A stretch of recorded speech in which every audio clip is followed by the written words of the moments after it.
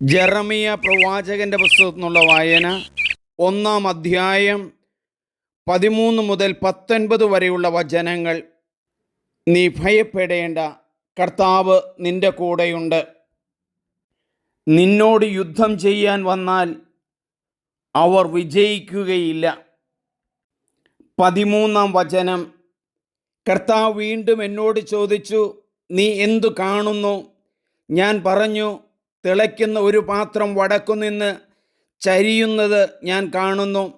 അപ്പോൾ കർത്താവ് എന്നോട് അരുളി ചെയ്തു, ഈ ദേശത്ത് വസിക്കുന്നവരെ മുഴുവൻ ഗ്രസിക്കുന്ന ദുരന്തം വടക്കുനിന്ന് തിളച്ചൊഴുകുന്നു. ഉത്തരദിക്കിലെ സകല രാജവംശങ്ങളെയും ഞാൻ വിളിച്ചു വരുത്തുമെന്ന് കർത്താവ് അരുളി ചെയ്യുന്നു.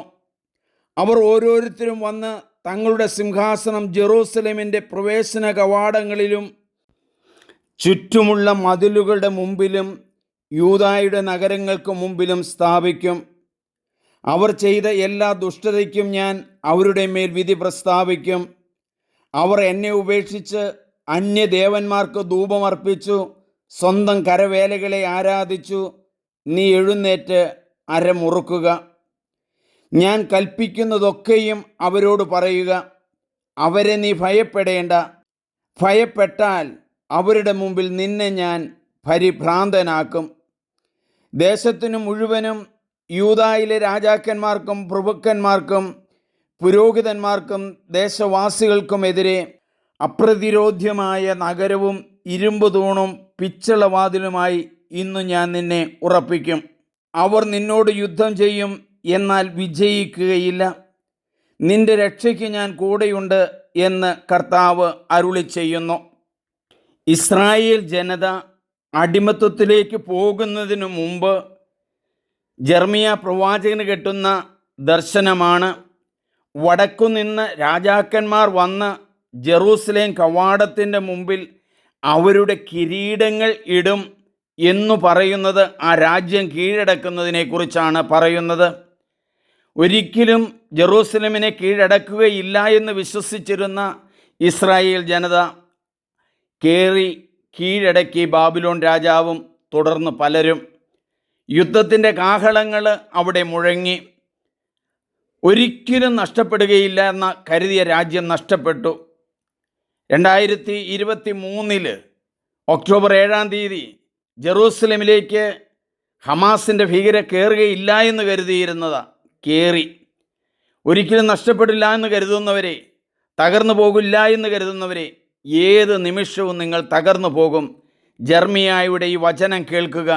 എന്തുകൊണ്ടാണ് അവർക്ക് നഷ്ടപ്പെട്ടു പോയത് എന്ന് ചോദിച്ചാൽ, മറ്റു ദേവന്മാരുടെ മുമ്പിൽ അവർ ധൂപമർപ്പിച്ചു. മാത്രമല്ല, അവർ പ്രതിഷ്ഠകൾ നടത്തി.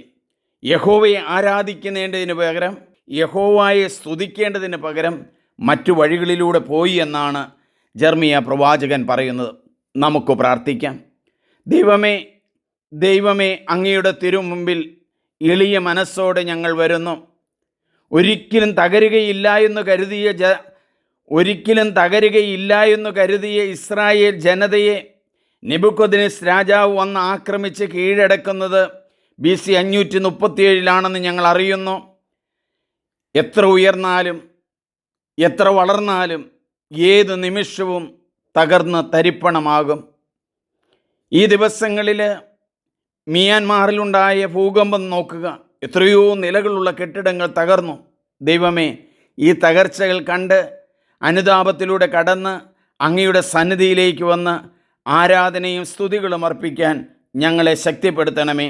അതിനു വേണ്ടുന്ന അനുഗ്രഹത്തിനായി ഞങ്ങൾ ശിരസ്സ് നമിക്കുന്നു. ദൈവമേ നന്ദി, ദൈവമേ പ്രിയമുള്ളവരെ, നിങ്ങളെല്ലാവരും ഇത് സബ്സ്ക്രൈബ് ചെയ്യണം, ഷെയർ ചെയ്യണം. കാരണം വചനം നമ്മിൽ പരിശുദ്ധാത്മാവാണ് തരുന്നത്. പരിശുദ്ധാത്മാവിൻ്റെ പ്രേരണയനുസരിച്ചാണ് വചനം എഴുതിയത്. നമ്മൾ വായിക്കുകയും കേൾക്കുകയും ചെയ്യുമ്പോൾ ആ പരിശുദ്ധാത്മാവ് നമ്മുടെ ഹൃദയങ്ങളിൽ വസിക്കുന്നു. എന്നേക്കും നിങ്ങളുടെ കൂടെ ആയിരിക്കാൻ ആ പരിശുദ്ധാത്മാവ് കടന്നു വരുന്നു. അതുകൊണ്ട് നിങ്ങൾ സബ്സ്ക്രൈബ് ചെയ്യണം, ഷെയർ ചെയ്യണം. എൻ്റെ പേര് സണ്ണി പുൽപ്പറമ്പിൽ.